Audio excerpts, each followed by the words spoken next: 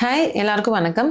நான் டாக்டர் அபிநயா. நான் ஒரு குழந்தைகள் நல மருத்துவர், இமயம் சிறப்பு மருத்துவமனை, நாமக்கல். ஸோ நிறைய விஷயங்கள் குழந்தைகள் சம்மந்தப்பட்டதாகட்டும் அண்ட் அலர்ஜி, ஆஸ்துமா சம்மந்தப்பட்ட நிறைய மெடிக்கல் இன்ஃபர்மேஷனை நான் உங்களுக்கு கொடுத்துட்டு வரேன். ஸோ இது எல்லாம் உங்களுக்கு டெஃபினெட்லி யூஸ்ஃபுல்லாக இருக்கும் அப்படின்னு நம்புகிறேன். ஸோ இப்போ நம்ம இருக்கக்கூடியது இந்த மான்சூன் சீசன், அதாவது மழை ப்ளஸ் அடுத்த ஒரு 2 மாதங்கள் பார்த்தீங்கன்னா குளிர்காலமாகவே இருக்கும். ஸோ ஆல்ரெடி குழந்தைங்களுக்கு அதிகப்படியான காய்ச்சல் அண்ட் மறுபடியும் சளி, இரும்பல், வீசிங் மாதிரியான பிரச்சனைகள்லாம் வர ஆரம்பிச்சிருச்சு. ஸோ பேரண்ட்ஸ்க்கெல்லாம் ரொம்பவே யூஸ்ஃபுல்லாக இருக்கக்கூடிய இந்த வீடியோவில் நான் என்ன பேச போறேன் அப்படின்னா, குழந்தைங்களுக்கு காய்ச்சல் வந்தது அப்படின்னா என்ன பண்ணணும், என்ன பண்ணக்கூடாது. ஏன்னா இது ரொம்ப ரொம்ப பேசிக். ஏன்னா காய்ச்சல் அப்படின்ற ஒரு விஷயத்துக்காக தான் பேரண்ட்ஸ் அடிச்சு பிடிச்சி ஹாஸ்பிட்டல் போறதாகட்டும், அந்த குழந்தைக்கு ஃபீவர் வந்தாலே ஒரு சில சமயம் ரொம்பவே பேனிக் ஆயிடுறாங்க பேரண்ட்ஸ்.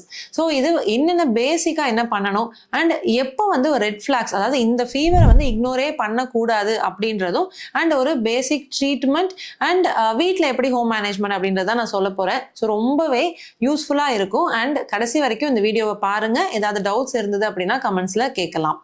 ஸோ ஃபர்ஸ்ட், ஃபீவர் அப்படின்னா என்ன? ஃபீவர் அப்படின்றது ஒரு வியாதி கிடையாது. ஏன்னா எல்லா பேரண்ட்ஸுமே இதை ஃபீவர் வந்தாலே, அதுவும் எவ்வளோ டிகிரி, 102 டிகிரி இருக்கு டாக்டர், 104 105 போயிடுச்சு, அதனால ரொம்ப பயந்துட்டோம் அப்படின்னு சொல்லுவாங்க. ஃபர்ஸ்ட், காய்ச்சல் அப்படின்றது ஒரு வியாதி கிடையாது. இது ஜஸ்ட் ஒரு அறிகுறி மட்டும்தான். குழந்தைங்களுக்கு ஒரு இன்ஃபெக்ஷன் இருந்தாலோ, இல்லை பெரியவங்களுக்கு ஏதாவது இன்ஃபெக்ஷனோ, இல்லை ஈவன் வேக்சின், நம்ம தடுப்பூசி போடும் போது கூட ஃபீவர் வருது இல்லைங்களா? ஸோ இது ஜஸ்ட் ஒரு சிம்டம் தானே தவிர எதனால காய்ச்சல் வருது அப்படின்றத ஐடென்டிஃபை பண்றது ரொம்ப ரொம்ப முக்கியம். அண்ட் முக்கியமா நான் எல்லா பேரண்ட்ஸ்க்கும் டெய்லி நான் சொல்றது என்ன அப்படின்னா, வீட்டில் குழந்தைங்க இருக்காங்க, அவங்களுக்கு காய்ச்சல் வருதுன்னா definitely thermometer is a must. ஏன்னா நிறைய சமயத்துல நான் பாக்குறது பேரண்ட்ஸ் என்ன சொல்லுவாங்க அப்படின்னா, டாக்டர் கை வச்சு பார்த்தோம், குழந்தையோட நெத்தி சுட்டுச்சு, குழந்தையோட வயிற்று பகுதி கொஞ்சம் சூடா இருந்தது, அதனால நாங்க மருந்து கொடுத்துட்டே இருக்கோம் அப்படின்னு சொல்லுவாங்க. பட் இது முற்றிலும் தவறான ஒரு விஷயம். தெர்மோமீட்டர் அப்படின்றது டிஜிட்டல் தெர்மோமீட்டர் எல்லா பார்மசிஸ்லயுமே ஆன்லைன்லயுமே கிடைக்குது. ஸோ ரொம்பவே எக்கனாமிக்கலான ஒரு விஷயம் தான், கண்டிப்பா வாங்கி வச்சுக்கோங்க. அண்ட் சின்ன குழந்தைங்க இருக்காங்க அப்படின்னா அவங்களுடைய ஆம்பிட், அதாவது ஆக்சிலால இதை வச்சுட்டு 30 செகண்ட்ஸ்க்கு அப்புறம் ஒரு பீப் சவுண்ட் வரும், அதை செக் பண்ணுங்க. 99.4 இதை டெஃபினெட்லி மறந்துடாம ஞாபகம் வச்சுக்கோங்க. 99.4 டிகிரி ஃபாரன்ஹீட்க்கு மேல இருந்தா மட்டும்தான் ஃபீவர். இதுவே ஓரல், அதாவது வாயில வைக்கிறீங்க அந்த தெர்மோமீட்டர்ஸ் 5 வயசுக்கு மேல இருக்க குழந்தைங்களுக்கு வைக்கலாம். அவங்களுக்கு ஒரு 100 டிகிரி கிட்ட காய்ச்சல் காட்டுது அப்படின்னா அப்ப மட்டும்தான் நீங்க காய்ச்சல் மருந்தை கொடுக்கணும். ஸோ நெக்ஸ்ட் மிஸ்டேக் நான் என்ன பார்க்குறேன் அப்படின்னா, பேராசிட்டமால் கொடுக்கறதுல சில மிஸ்டேக்ஸ் நடக்குது. பேரண்ட்ஸ் என்ன நினைக்கிறீங்க, பேராசிட்டமால் கொடுத்துடுறோம், பட் ஒரு அரை மணி நேரத்துல 3/4 மணி நேரத்துல குழந்தைக்கு காய்ச்சல் குறையல அப்படின்னா அதை மறுபடியும் கொடுக்கறது. சப்போஸ் வாய் வழியா கொடுத்துட்டோம், அது கேட்கல அப்படின்னு சொல்லி மோஷன் வழியா மாத்திரை வைக்கிறது, இல்லை காம்பினேஷன் மெடிசன்ஸ், அதாவது பேராசிட்டமால் பிளஸ் இப்பெல்லாம் காம்பினேஷன்ல மெஃபிபின் இருக்கு, மெஃபனமிக் ஆசிட்ன்ற ஒரு மருந்து இருக்கு, அது இல்லாம இபுஜெசிக், காம்பிஃப்ளாம், இந்த மாதிரி இதெல்லாமே காம்பினேஷன் மெடிசன்ஸ். இது கொடுக்கறது அப்படின்னு சொல்லிட்டு அந்த நம்பரை சேஸ் பண்ணிட்டே இருப்பாங்க. 103 இருக்கா, 102 இருக்கு, காய்ச்சல் குறையவே இல்லை. ஸோ அந்த நம்பரை சேஸ் பண்ணிட்டே ரொம்ப ஆங்ஷியஸ் ஆகிற பேரண்ட்ஸ் நிறைய பேரை நான் பார்க்கறது உண்டு. ரொம்ப நல்லா ஞாபகம் வச்சுக்கோங்க, என்ன அப்படின்னா ஃபர்ஸ்ட் டே ஃபீவர் மோஸ்ட்லி வைரலா இருக்கிற பட்சத்துல, வைரல் ஃபீவர்ஸ் முதல் நாள் உங்களுக்கு பெருசா ரெஸ்பான்ஸ் இருக்காது. சப்போஸ் 103 இருக்குன்னா ஒரு 101 100 டிகிரி அளவுக்கு குறையுமே தவிர கம்ப்ளீட்டா அது உடனடியா நார்மலைஸ் ஆயிடணும், 98க்கு வந்துடணும் அப்படின்னு நினைக்கிறது அந்த எக்ஸ்பெக்டேஷன்ஸ் வேண்டாம்.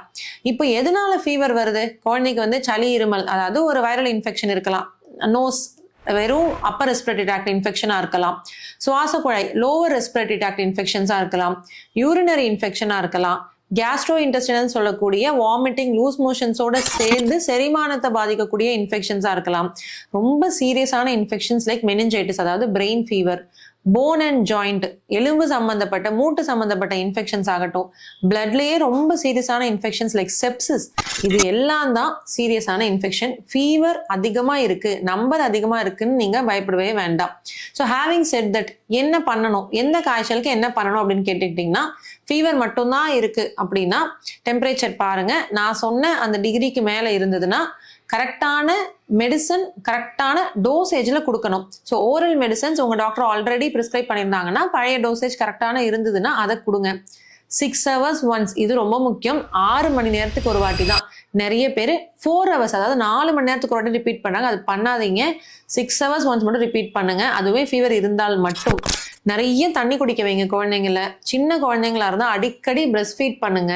அண்ட் ரொம்ப பெருசா குழந்தைக்கு பசிக்காது, அப்பட்டேட்டே இருக்காது ஃபீவர்ல. ஸோ ஃப்ளூயிட்ஸ், கஞ்சி, ஜூஸ் அண்ட் சூப் இந்த மாதிரி கொடுக்கலாம். ஃப்ரூட்ஸ், வெஜிடபிள்ஸ் ஆஸ் யூஷுவல் நீங்கள் என்ன கொடுப்பீங்களோ அது எல்லாமே தரலாம். ரொம்ப ஹார்ட் டு டைஜஸ்ட் மாதிரி முட்டை வகைகள், நான் வெஜிடேரியன் ஃபுட்ஸை மட்டும் அவாய்ட் பண்ணிட்டு மீதி ரெகுலராக குழந்தை என்னென்ன எடுத்துக்குமோ எடுத்துக்கலாம். ரொம்ப போத்தி வைக்கிறது அண்ட் குழந்தைக்கு சுத்தமாகவே ஃபேன் எல்லாம் ஆஃப் பண்ணிட்டு அந்த சூடு வெளியிலேயே போகாத மாதிரி பார்த்துக்கிட்டீங்க அப்படின்னா டெம்பரேச்சர் அப்படியே தான் இருக்கும். ஸோ லைட் காட்டன் துணிகளை போட்டு வச்சுட்டு ஒரு தின்னான பெட்ஷீட்டை போட்டு போத்துங்க. ஸ்பஞ்சிங் அதே மாதிரி ரொம்ப ரொம்ப முக்கியம். ஸ்பஞ்சிங் அப்படின்றது வந்து குழந்தைய மேலேருந்து கீழே ஒரு ஈரத்துணி நல்லா புழிஞ்சிட்டு தொடச்சி விடுங்க. ஈரத்துணியை 10 மாதிரி போட்டு விடாதீங்க. குழந்தைக்கு வந்து குளிர், அதாவது ஜன்னி மாதிரி நடுக்கம் வர ஆரம்பிச்சிடும். ஸோ அதை பண்ண வேண்டாம். மேலேருந்து கீழே வரைக்கும் 20 minutes if baby is comfortable, இல்லைன்னா அட்லீஸ்ட் ஒரு 5 to 7 minutes வந்து நல்லா வைப்பிங் ஆக்ஷன் பண்ணி ஸ்பஞ்சிங் பண்ணிங்கனாலே 1 degree அளவுக்கு குழந்தைங்களுக்கு ஃபீவர் குறைஞ்சிரும். ஸோ இதை வந்து பேசிக்காக ஃபாலோ பண்ணுங்க. ரொம்ப சீரியஸான இன்ஃபெக்ஷன்ஸ் நான் சொன்னது வந்து 2 நாளைக்கு மேலே டெஃபினெட்லி காய்ச்சல் இருக்கும். 2 daysக்கு மேலே ஃபீவர் இருக்கு, குழந்தை ரொம்ப டல்லா இருக்கு, சுத்தமா சாப்பிடல, யூரினே போகல கடந்த 6 மணி நேரத்துக்கு ஒரு வாட்டி, அண்ட் குழந்தைக்கு வந்து நெக் ஸ்டிஃப்னஸ் இருக்கு, கழுத்தையே மடக்க மாட்டேங்கிறான், அதிகப்படியான தலைவலி சொல்றான், உடம்பு முழுக்க ரேஷஸ், இதெல்லாம் வந்துருச்சுன்னா நான் சொன்ன இந்த 6-7 விஷயம் தான் ரெட் ஃபிளாக்ஸ். ஸோ இந்த ரெட் ஃபிளாக்ஸ் இருந்தது அப்படின்னா உடனடியாக பீடியாட்ரிஷியனை நீங்கள் கன்சல்ட் பண்ணணும். So most of the fevers வந்து ஒரு ஜென்டிலாக பினைனாக தான் இருக்கும். ஸோ குழந்தைக்கு எந்த விதமான பாதிப்பும் இருக்காது. ஸோ பயப்பட வேண்டாம். உங்களுக்கு ஃபீவர் சம்மந்தப்பட்ட ஏதாவது டவுட்ஸ் இருக்குது அப்படின்னா கமெண்ட்ஸில் கேளுங்க. அதற்கான விடைகளை வந்து நான் அடுத்தடுத்த வீடியோவில் தரேன். So thank you so much for வாட்சிங். Bye by.